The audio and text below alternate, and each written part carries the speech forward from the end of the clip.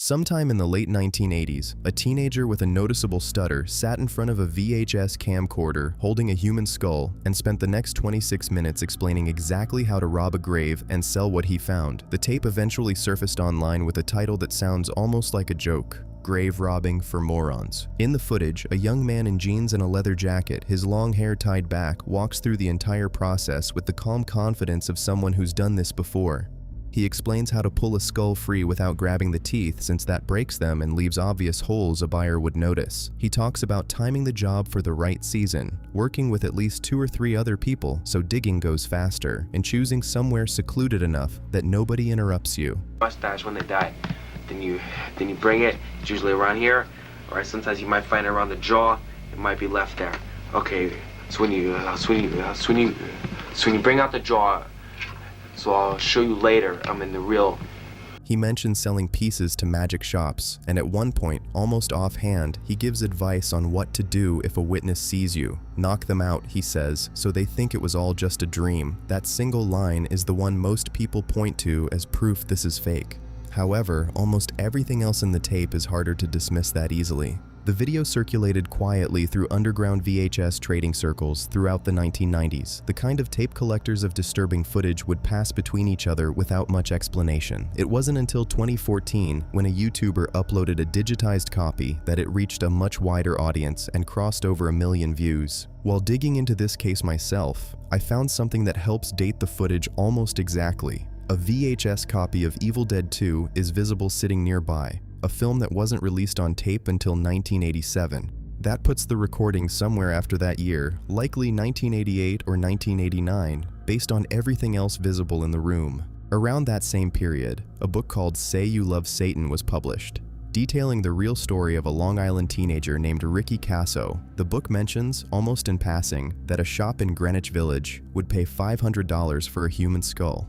The young man in the video repeats that detail almost word for word. It's entirely possible whoever made this tape had read that book, been fascinated by it the way a lot of teenage metalheads were at the time, and decided to either recreate what he'd read or genuinely try it himself. Near the end of the tape, he names the people involved. Himself identified only as Anthony, the man behind the camera called Gino. 2 others he refers to as Taco and Poochie. He finishes by saying they're not done yet, that they're planning to go after Harry Houdini's grave next. Houdini's grave did suffer repeated vandalism and neglect around that same era, though nobody has ever specifically checked whether anything inside was disturbed. People online have spent years trying to attach a real name to Anthony. One theory pointed to Anthony Casamassima, a man arrested in the late 1990s for stealing artwork and stained glass from mausoleums in New York. From what I found, that theory falls apart almost immediately on close inspection. Casamassima would have been around 30 years old when this tape was filmed, far older than the kid on camera, and he was never charged with anything involving actual human remains. Another theory pointed to a filmmaker who used to sell bootleg copies of the tape through his own store. That one collapses even faster. The man in question was born in 1987, the same year Evil Dead 2 came out on VHS. He would have been a toddler at the absolute oldest when this was filmed. What's kept people coming back to this tape for over 3 decades isn't really the shock value, it's the skull. Multiple people who've studied close-up frames of it argue that the level of detail is far too convincing for a teenager in the late 1980s to have faked with anything available to him at the time. If that's true, then somewhere along the way, these kids got their hands on something real. Nobody named Anthony, Gino, Taco, or Poochie has ever come forward. No missing skull from any documented case has ever been definitively matched. The tape is still out there, still being picked apart frame by people hoping the next watch reveals something everyone else missed. On the night of February 1st, 1959, 9 experienced hikers tore their own tent open from the inside, using knives to cut through canvas that wasn't blocking any exit, and ran out into a Russian mountainside in sub-zero temperatures. Some were barefoot, and some left their clothes behind. They left everything that would have kept them alive. Whatever made them do this mattered more to them in that moment than freezing to death. All 9 of them died that night. To this day, nobody has ever fully explained why they ran. The group was led by 23-year-old engineering student Igor Dyatlov, all of them experienced outdoor enthusiasts from the Ural Polytechnic Institute, attempting a difficult winter trek through the northern Urals. A 10th member, Yuri Yudin, had turned back days earlier due to severe pain in his joints, making him the only one who would survive. The rest pressed on, documenting their trip through photographs and diary entries that read almost cheerfully right up until the entries simply stop. On the evening of February 1st, after losing their way in a snowstorm, the group set up camp on the slope of a mountain the local Mansi people called Kolat Shakal. Translated, it means Mountain of the Dead. They pitched the tent on an exposed ridge instead of descending into the tree line below, a decision that has been picked apart for over 60 years since. When the group failed to return by February 20th, a search was launched involving students, military units, and local hunters. What they eventually found made no sense. The first 2 bodies were discovered on February 26th near a large cedar tree about a mile and a half from the tent. Both men were in their underwear, with burns on their bodies, apparently having tried to build a fire to survive before the cold took them. Between the cedar and the tent, 3 more bodies were found, positioned as though they had been trying to make it back to camp before collapsing. It took until May for the snow to thaw enough to reveal the final 4. They were found in a ravine, deeper in the woods, and what had happened to them was far worse. One woman was missing her tongue, her eyes, and part of her lips. One man was missing his eyes entirely. Another had a fractured skull. All 4 had catastrophic internal injuries with no bruising, no external wounds, nothing that explained how that level of force had been applied. The forensic examiner who studied the bodies said the trauma was comparable to a car crash. There was no sign that another person had ever been at the scene. The Soviet investigation that followed was secretive from the start. Authorities briefly suspected the Mansi people might have attacked the group, but dropped that theory almost immediately. There was no evidence of any struggle with another person, and the Mansi were known to be peaceful. The case was eventually closed with one of the strangest official rulings in Soviet history. The cause of death was attributed to an unnamed, compelling natural force. The files were then sealed. What made the case even harder to explain were the smaller, stranger details surrounding it. Witnesses near the mountain that same night, including military personnel and meteorologists, reported seeing glowing orange spheres in the sky. Clothing belonging to one of the hikers, who had previously worked at a secret nuclear facility, was later found to be carrying elevated radiation. And one of the victims, a man named Semyon Zolotaryov, was found with a camera around his neck that nobody had documented before. When the film was developed, several frames came back damaged or blank. The case stayed buried for decades, mostly known only inside Soviet files, until the early 2000s when Russian forums began uploading scanned documents and photographs. From there, it spread fast. In 2019, Russia officially reopened the case, hoping modern technology would finally settle it. The investigation concluded in 2020 that a slab avalanche had caused the deaths. The hikers, in cutting into the slope to set up their tent, had destabilized snow above them, which slid down hours later and forced them to flee. However, that explanation ran into immediate problems.